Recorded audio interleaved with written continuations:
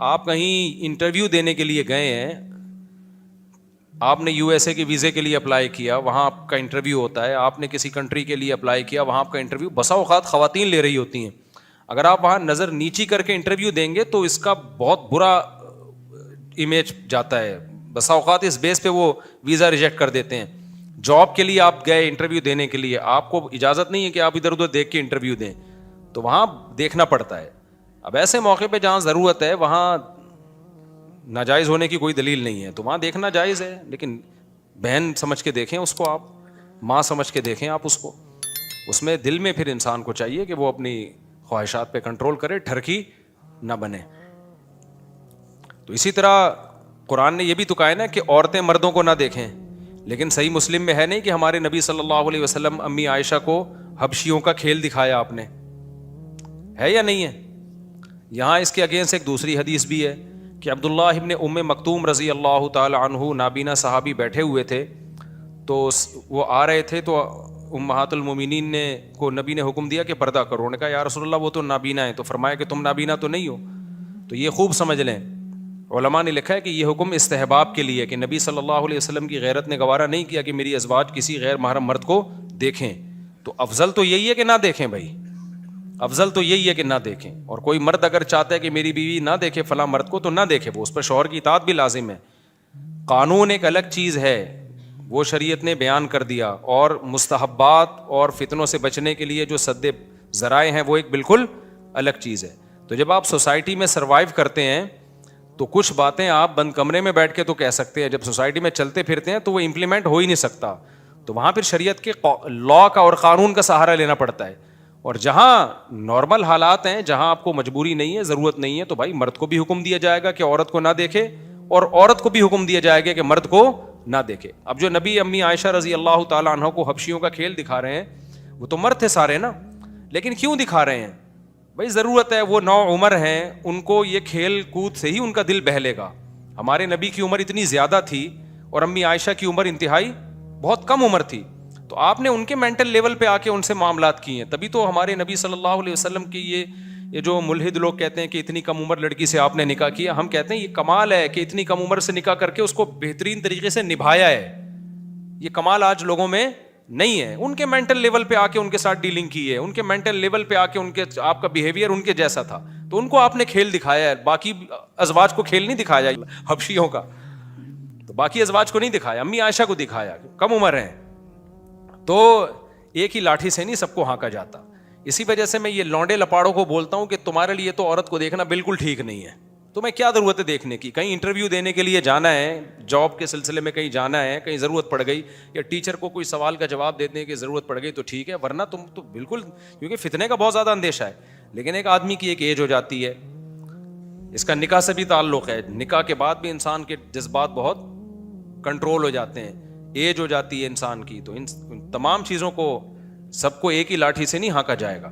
تو اصل حکم شریعت کا کیا ہے کہ بھائی نظر کی حفاظت کرو, اصل تو یہی حکم ہے. جہاں ضرورت ہوگی تو وہاں دیکھنا جائز ہے. کسٹمر کو بھی, دکاندار کو بھی بعض دفعہ کسٹمر کو دیکھنا پڑتا ہے.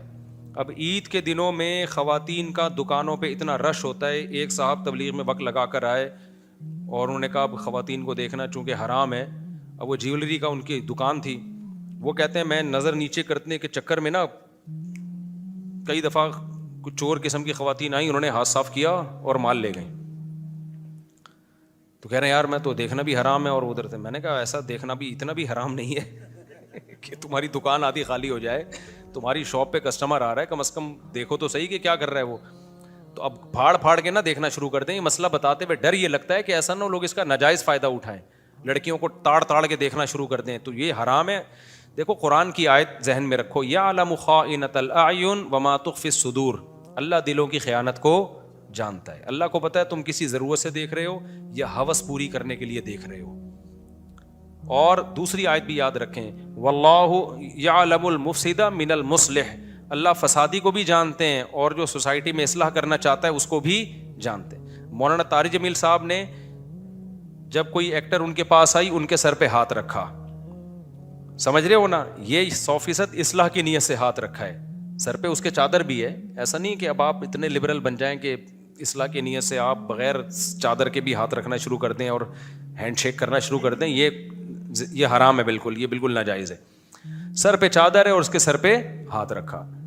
آپ نے اب کیا کیا؟ آپ اگر ہاتھ رکھو گے تو میں نہیں کہوں گا کہ یہ جائز ہے، میں نہیں، کیونکہ واللہ یعلم المفسد من المصلح، اللہ کو پتہ ہے کون فساد کر رہا ہے اور کون ایک مسئلے کا ناجائز فائدہ اٹھا رہا ہے. مولانا طارق مل صاحب کے حالات میرے سامنے جتنے آپ کے سامنے اتنے نہیں ہوں گے. ان سے علمی اختلافات 100 دفعہ ہو سکتے ہیں، لیکن ان کے تقوی پر، ان کی للہیت پر اعتراض کرنا بہت مشکل کام ہے. ان کی زندگی قربانیوں میں گزری ہے، اللہ کی تبلیغ میں چلتے رہے ہیں ساری زندگی، تو اب جا کے بیٹھے ہیں گھر میں. ساری زندگی سفروں میں گزری، پہاڑوں میں، پتھروں میں، کون سی جگہ ہے جہاں وہ تبلیغ کے لیے نہیں گئے ہوں. کئی سال مدرسے میں گزارے، مجاہدے میں. تو ایسا شخص اگر کسی عورت کے سر پہ ہاتھ رکھ رہا ہے تو بھائی بیٹی بنا کے ہی رکھ رہا ہوگا. لیکن آپ اگر رکھنا شروع کر دو تو مجھے ڈر ہے کہ میرے 4 شادیوں والے بیانات کا کہ پٹانے کی کوشش کر رہے ہیں اس کو. یہ تو اس طرح اللہ کو بھی پتا ہوتا ہے کہ کون مصلح ہے اور کون مفسد ہے.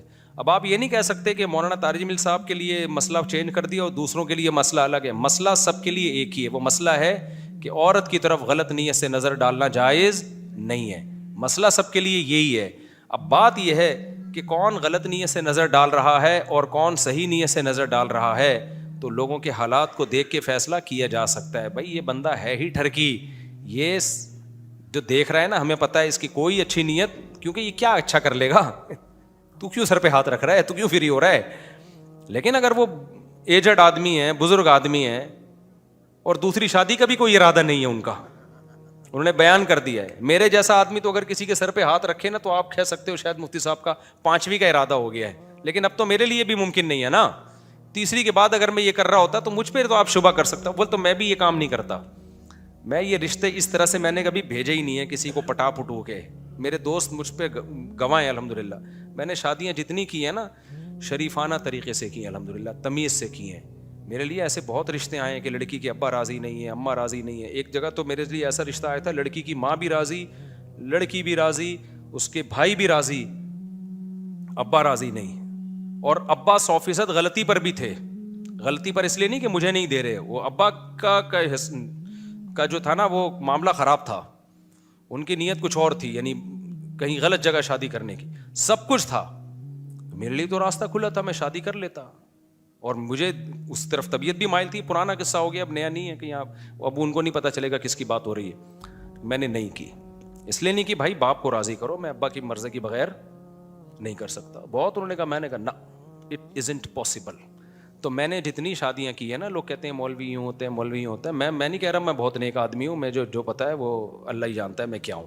لیکن شادیوں وادیوں میں نے نہ کسی کو ٹھگا ہے، نہ کسی غیر شرعی طریقہ تو دور کی بات، غیر اخلاقی طریقے سے بھی الحمدللہ شادی نہیں. غیر شرعی سے اوپر کی چیز ہے نا غیر اخلاقی، غیر اخلاقی طریقے سے بھی نہیں کی ہے. سیدھا سادہ پیغام بھیجا ہے، ابا اماں دونوں راضی ہیں تو ٹھیک ہے، نہیں ہے تو پتلی گلی سے نکلو، کہیں اور ٹرائی مارو. ہاں رکا نہیں ہوں میں، مایوس نہیں ہوا، دل پہ نہیں لے کے گیا. آپ لوگوں کی طرح آپ لوگ دل پہ لے جاتے ہو کہ ہم نے پیغام بھیجا، انکار ہو گیا، رو رہے ہو، نیندیں اڑ رہی ہیں.